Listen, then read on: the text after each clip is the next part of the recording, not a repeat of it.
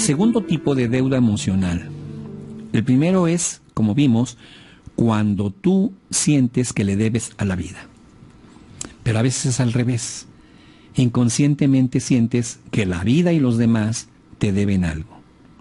Por ejemplo, diste algo importante, te portaste muy generoso con alguien y nunca recibiste nada a cambio. Entregaste amor y lealtad y fuiste traicionado. Trabajaste muy duro. Te esforzaste más que ningún otro de los empleados de la empresa y no fuiste recompensado. Y al contrario, otra persona que hizo mucho menos que tú es la que fue recompensada. Este segundo tipo de deuda emocional es cuando tú sientes que la vida te debe algo. En el primer tipo, que es cuando tú sientes que le debes algo a la vida, estás endeudado. Estás constantemente pagándole a la vida, dijéramos así. En este segundo tipo, amigos, cuando sientes que la vida te debe algo, la gente se paraliza. Si vives inconscientemente sintiendo que la vida o alguien te debe algo, estás paralizado esperando que pase algo mágico y te den lo que te deben.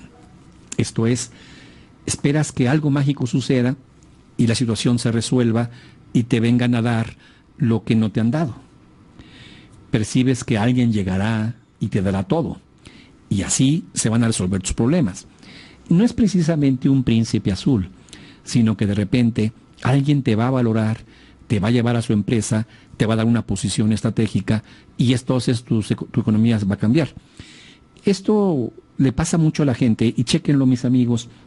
Si son ustedes personas que a veces van en su auto o van en el camión o en algún medio de transporte y empiezan a tener fantasías de que se ganan la lotería y reciben 10 millones de dólares.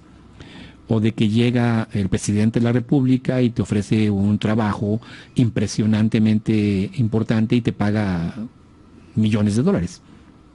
O el gobernador de tu provincia. Y de repente hasta incluso haces una ensoñación en ese sentido, en donde estás viendo cómo estás repartiendo esos millones. Le compro una casa a mi mamá, le compro una casa a mi papá. Estás verdaderamente esperando que algo mágico suceda y hasta ya estás planeando cómo vas a aplicar este recurso en tu vida. Sueñas constantemente entonces que vas a recibir grandes cantidades de dinero y grandes oportunidades. Y lo sueñas con los ojos despiertos. Y lo sueñas mientras vas manejando.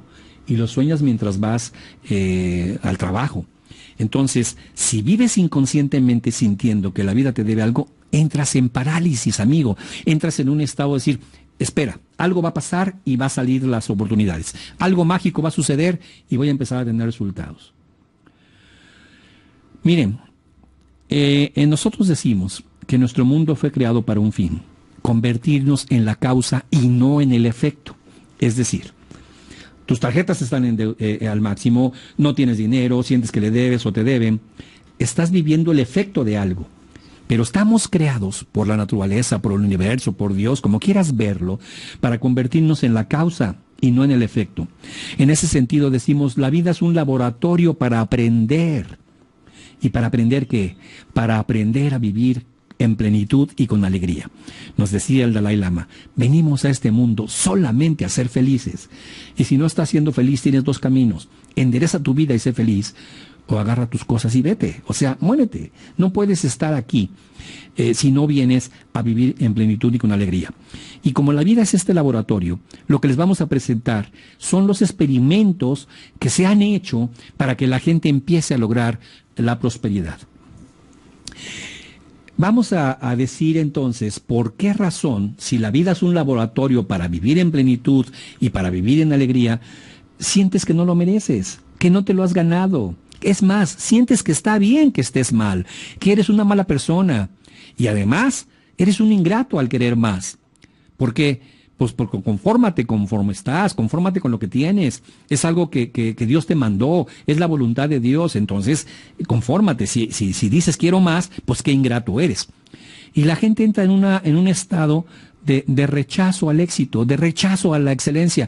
Y miren, de verdad, créanmelo, observen cómo el 10% de la gente tiene el dinero Y el otro 90% de la gente trabaja para ese 10% que tiene el dinero. ¿Por qué no te conviertes en uno más de ese 10% o aumentamos ese 10% al 20, al 30%? Porque a nivel profundo sientes que no lo mereces, sientes que no te lo has ganado y que está bien que estés mal y que eres una mala persona. Y vas a comer lo que llamamos nosotros el pan de la vergüenza, que es una vergüenza eterna que te acompaña y que está presente en tu vida. Miren, déjenme platicarles un poquito cómo es este concepto del pan de la vergüenza. Es un concepto muy profundo que hemos encontrado en muchos seminarios, en muchas tecnologías diferentes a PNL, pero muy, muy, muy profundas, que dice que cuando sientes que no te has ganado algo, que no lo mereces, cuando tienes algo, vives avergonzado por ello. Déjenme explicarles. Imagínate que tu papá es el dueño de una empresa y tú quieres entrar a esa empresa y te pones, dices, papá, déjame entrar desde abajo, quiero aprender todo y déjame entrar desde barrendero. Y entra el hombre y de barrendero luego sube a oficinista y luego sube a subdirector, luego sube a gerente y esto le lleva, no sé, le lleva varios años. Al final se convierte en director de la empresa. Pero un día descubre que su papá planeó todo, que le dijo a su superior, cuando haga esto, asciéndelo, y al que estaba arriba le dijo, y cuando logre esto, asciéndelo, y le hizo creer que estaba ascendiendo, que estaba logrando los resultados por méritos propios. Cuando él se da cuenta que ahora es el director general de la empresa, siente una vergüenza existencial que le llamamos que come el pan de la vergüenza, es decir, sabe que no lo merece. No necesariamente esto es real para él, pero para él es real. Y si vemos que no sientes que lo mereces, que no sientes que está bien que tengas algo, y que debes ser conformista, y que no debes ser ambicioso, y que está mal, muy mal que quieras más, entonces cuando vas logrando ciertas cosas, comes el pan de la vergüenza. Quisiera meterme un poco más en este modelo, porque fíjate que lo que te estoy hablando no es de cómo manejes tus tarjetas de crédito, no es de finanzas ni administración, no te estoy hablando de ese tipo de conceptos. Es decir, ¿a qué me refiero? La conciencia de prosperidad no se logra con administración, con un curso de finanzas, se logra cambiando tu mente.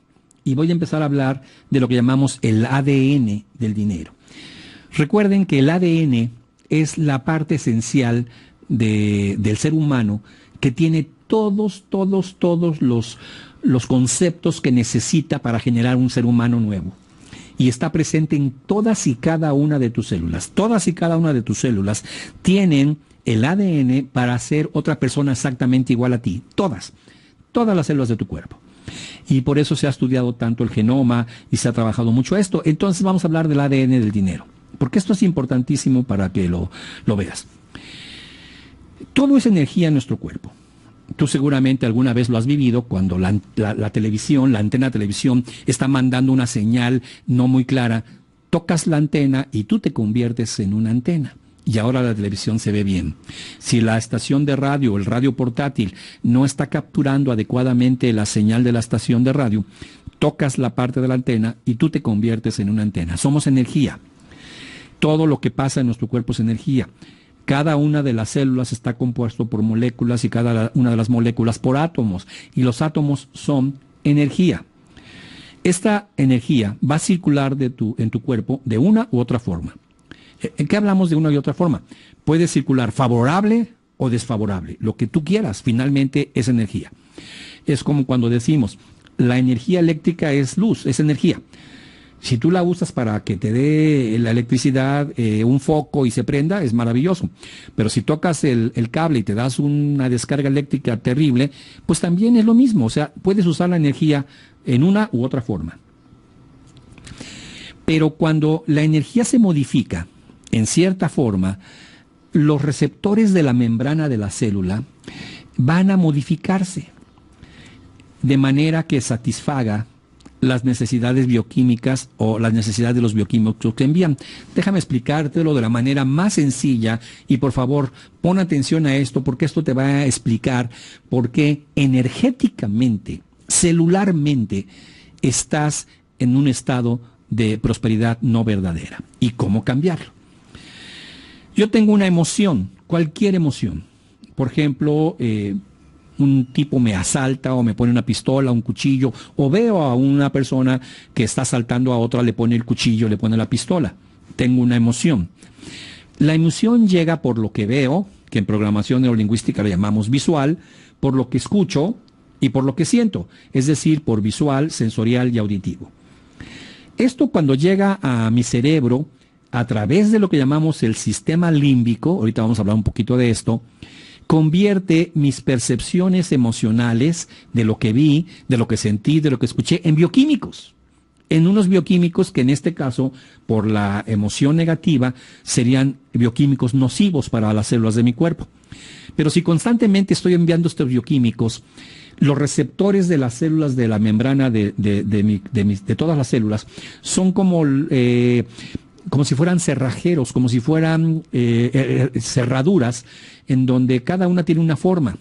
Imagina que en la célula tienes miles de receptores en las orillas de la célula, en la membrana, y unos son en forma de U. Por lo tanto, todos los elementos que tengan una forma similar, pues van a encajar con U. Otros pueden tener una forma de V. Por lo tanto, todos los que estén en pico, pues van a encajar con los que estén abiertos en V. Etcétera. Unos tienen una forma de cuadro, cuadrada. Por lo tanto, todas las moléculas que lleguen en forma de cuadro van como si fuera la llave y la cerradura, van a embonar. Ciertos bioquímicos repetitivamente negativos van a estar teniendo una influencia sobre la membrana de los receptores de mis células. Entonces, mis células van a empezar a perder otros receptores y solo van a mantener los bioquímicos que estoy enviando. Es decir, si estoy enviando bioquímicos nocivos, los receptores de bioquímicos nocivos se van a fomentar, se van a incrementar, mientras que los receptores de bioquímicos positivos van a tender a desaparecer. Entonces mis células se van a acostumbrar a estar recibiendo bioquímicos negativos. ¿Cómo lo hacemos? Utilizando para ello el sistema límbico.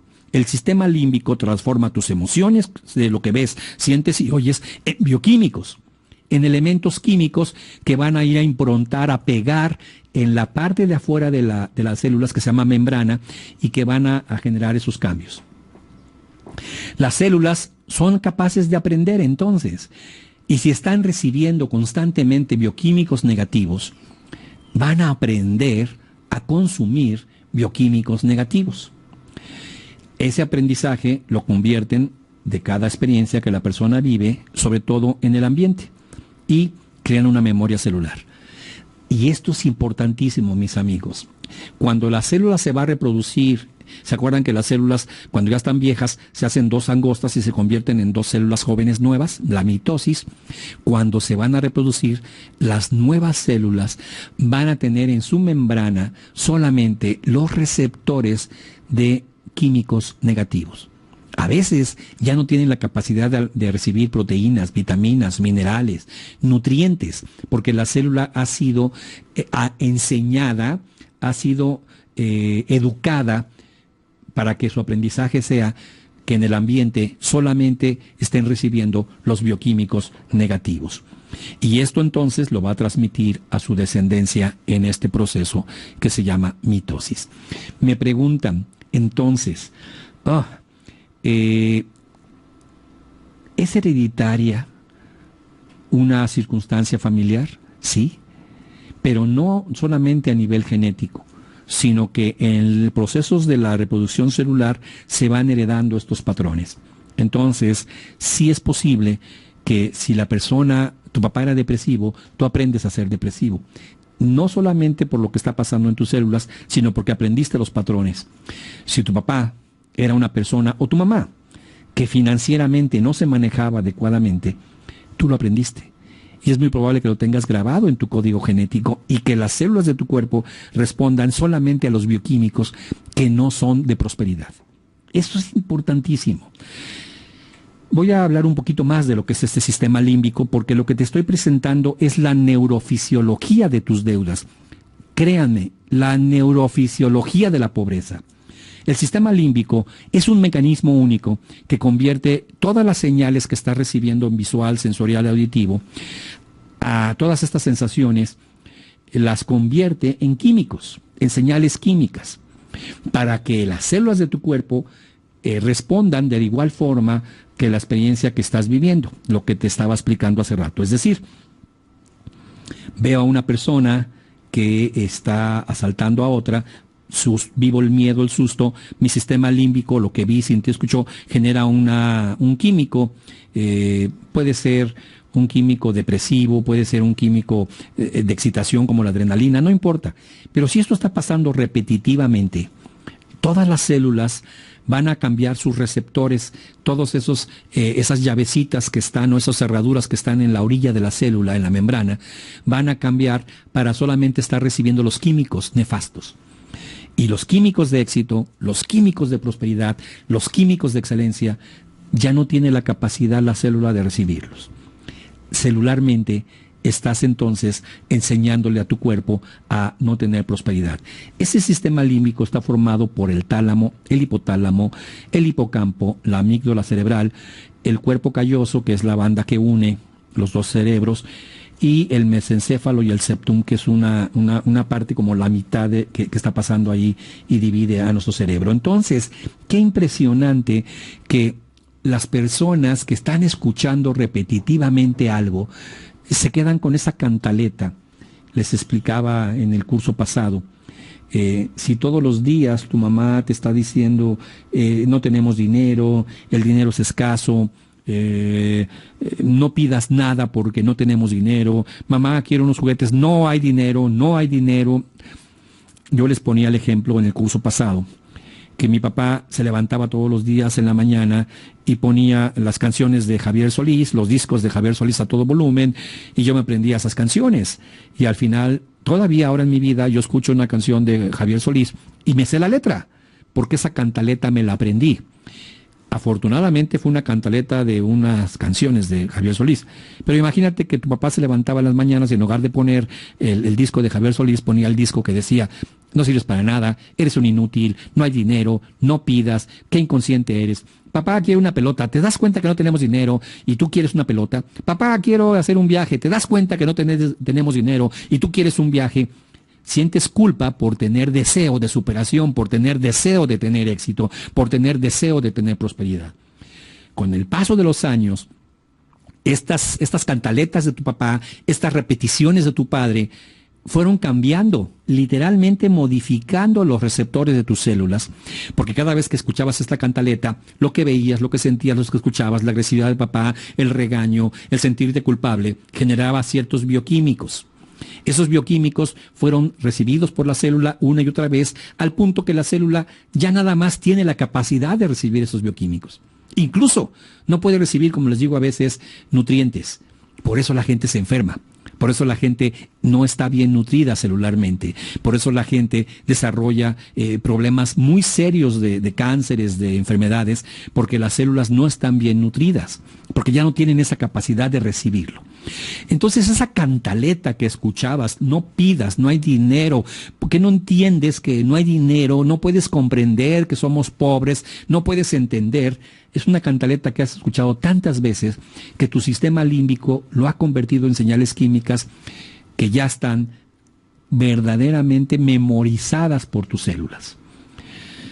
Bueno, entonces, el siguiente punto importante que debemos entender para este concepto de la conciencia de la prosperidad es que el dinero es energía, mis amigos. El dinero es energía. La energía del dinero es muy importante. Cuando usas dinero para compartir, para hacer que las cosas buenas crezcan, para crear proyectos que beneficien a ti y a otras personas, el dinero se convierte en una fuerza. El dinero se convierte en una energía positiva, en unas emociones positivas. Lo que ves de estar usando el dinero para compartir, lo que sientes de hacer cosas buenas que van creciendo, lo que te dices a ti mismo por crear proyectos que beneficien a los demás, genera una energía en tu cuerpo que va a crear unos bioquímicos a través de ese sistema límbico que va a llevar esta energía y ese torrente bioquímico a todos los receptores de tus células que lo van a convertir en una fuerza positiva. Tus células, desde tus células vas a tener instalada la conciencia de prosperidad. Y eso te va a llevar consecuentemente y en forma inmediata a la prosperidad en la salud. Voy a hablar un poquito más de esto de concepto, porque yo sé que muchos de ustedes que están escuchando esto por primera vez pueden estar sorprendidos de decir, hablar de dinero desde la bioquímica del cerebro, desde el sistema límbico, desde las células, qué maravilloso. Miren, se sabe que la biología está muy relacionada con los procesos de las creencias.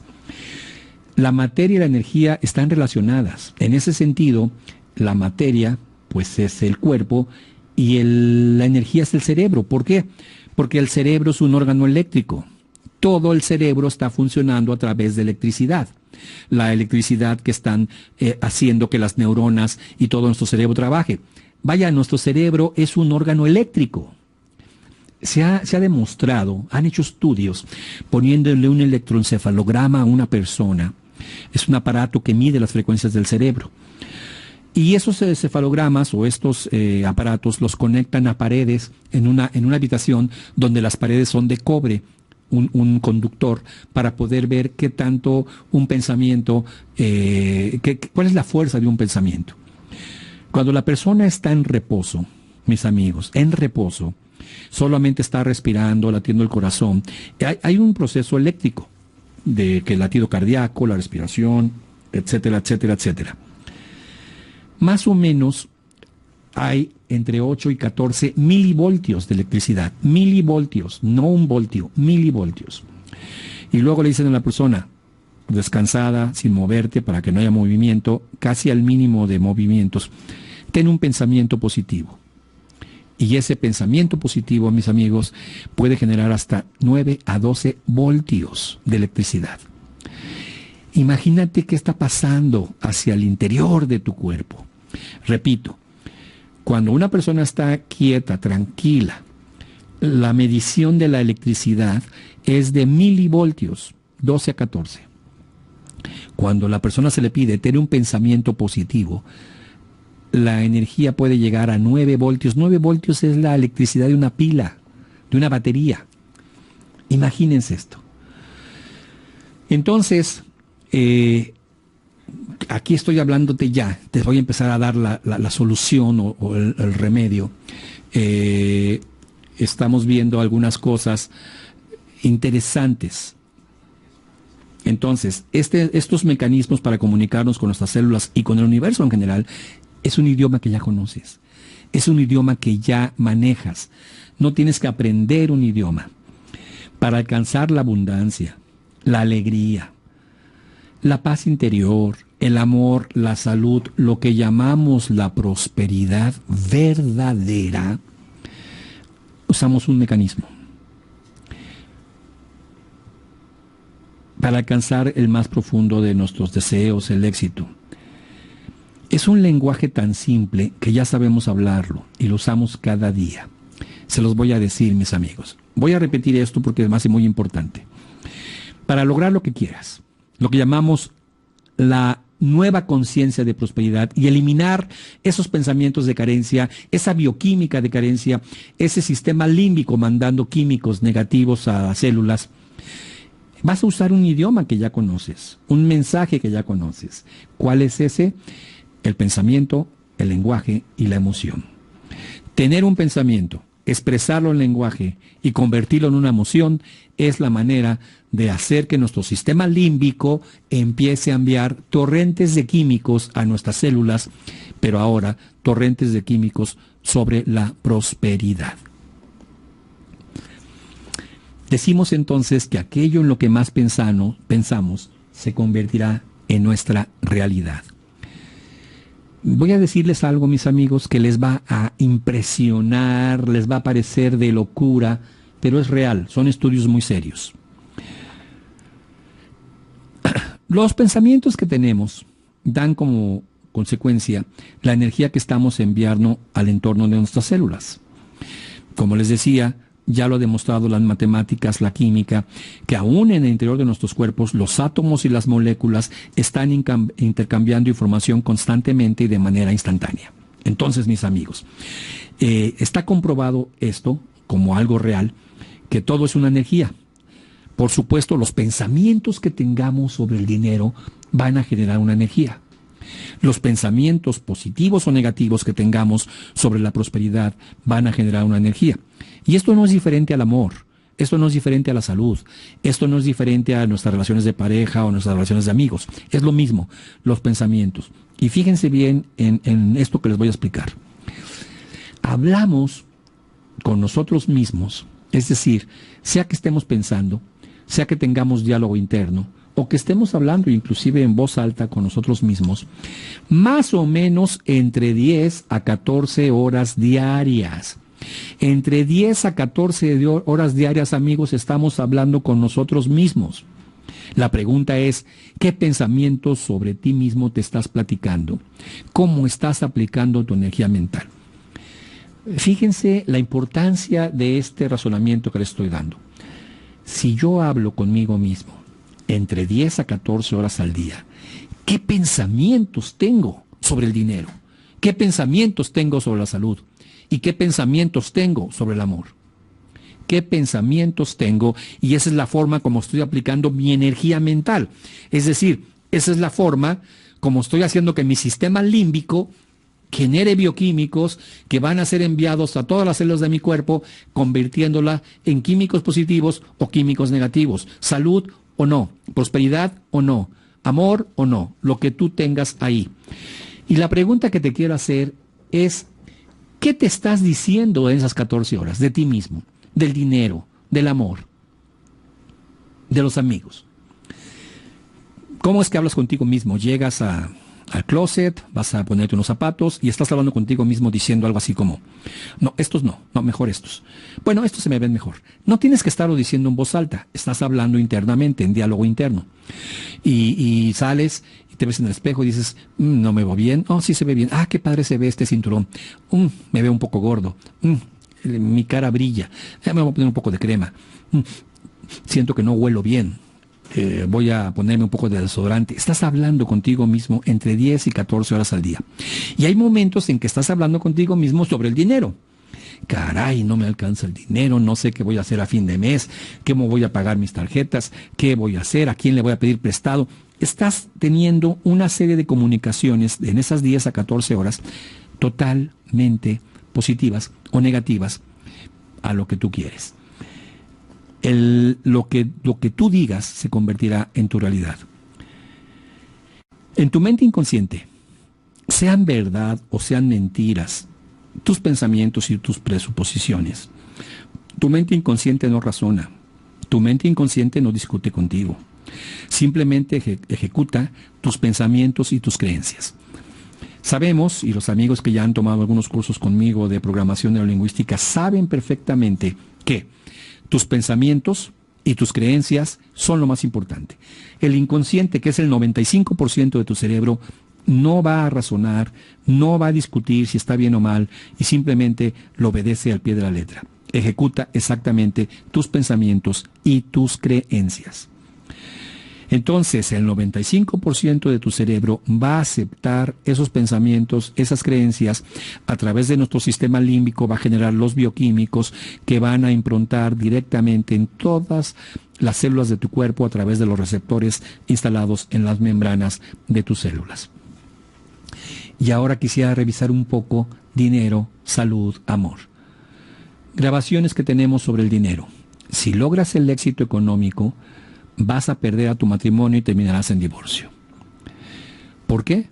Porque así nos lo dijeron. Inclusive a la inversa, hay una frase que se dice muy frecuentemente que es, cuando la pobreza entra por la puerta, el amor sale por la ventana. Lo repito, cuando la pobreza o la carencia entra por la puerta, el amor sale por la ventana. Es parecido a esto mismo. Si la persona tiene éxito económico y es el hombre, pues va a tener otras mujeres, va a tener otras diversiones, va a empezar a actuar con más libertinaje, la esposa se va a fastidiar y va a terminar su matrimonio. Pareciera que es dinero o amor. Es imposible tenerlos ambos. Frecuentemente tu papá te decía, tus padres, tus amigos, hay cosas más importantes que el dinero. Y yo les digo, sí, mis amigos, hay cosas más importantes que el dinero. Por ejemplo, la salud. Por ejemplo, la familia. Por supuesto que la salud es más importante que el dinero y la familia también. Sin embargo, cuando tienes una enfermedad y quieres ir a los mejores hospitales, con los mejores médicos, si tienes una necesidad de una cirugía y dices, quiero operarme en Houston, en el mejor hospital, ¿qué crees que necesitas? Dinero. Y aunque entonces la salud es más importante que el dinero, para poder vivir con más probabilidades de salud, ¿qué crees que necesitas? Dinero. Claro que la familia es más importante que el dinero, por supuesto, pero para poder pasar tiempo con tu familia, para poder viajar con ellos a Disneylandia, llevarlos a las diversiones más bonitas en diferentes partes del estado, del país, según tus posibilidades. ¿Qué crees que necesitas? Dinero. Dices, me gustaría tener más tiempo para viajar con mi familia. ¿Qué necesitas? Dinero. Quisiera tener más tiempo para estar con mis hijos y trabajar menos. ¿Para eso qué crees que necesitas? Tener dinero para no tener que trabajar tanto y entonces dedicarte a tu familia. Son ejemplos de que es verdad que hay cosas más importantes que el dinero. El dinero no es para algo, no es por dinero por sí, es para algo, es para un para qué. ¿Para qué quiero dinero? Voy a poner un plan con mi mente inconsciente de generar $1 millón. ¿Para qué? Para tener tiempo para viajar por el mundo con mi familia, para tener tiempo para dedicar horas enteras a mis hijos, ir por ellos a la escuela, llevarlos a donde tienen que ir, etcétera. Y otra cosa importante, pareciera que la espiritualidad y el dinero no pueden vivir juntos en armonía. Esto es, desde el principio la gente escuchaba decir, bienaventurados los pobres, porque de ellos será el reino de los cielos. Bueno, pareciera que ser pobre me va a garantizar ir al cielo. Es más fácil que pase el camello por el ojo de una aguja a que un rico entre al reino de los cielos. Oh, parece que soy pobre, tengo la posibilidad de llegar al cielo. La espiritualidad pareciera que estuviera peleada con dinero. Ser una persona próspera económicamente pareciera que fuera a ser malo a los ojos de Dios. Lo cual es absurdo.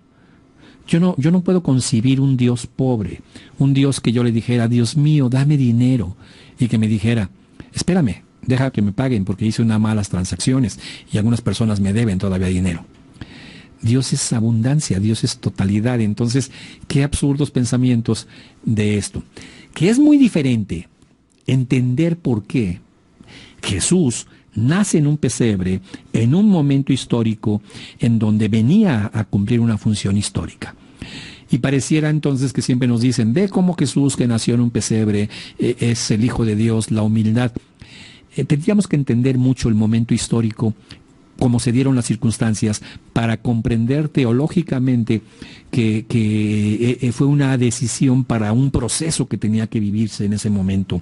Esto es muy interesante, lo he platicado con amigos sacerdotes, lo he platicado con teólogos que me han explicado este asunto, y sí, hay una correlación inclusive, mis amigos. Pareciera que entre más fervorosa es la gente, más religiosa, más se pelea con la cuestión de espiritualidad y dinero no pueden vivir juntos y en armonía.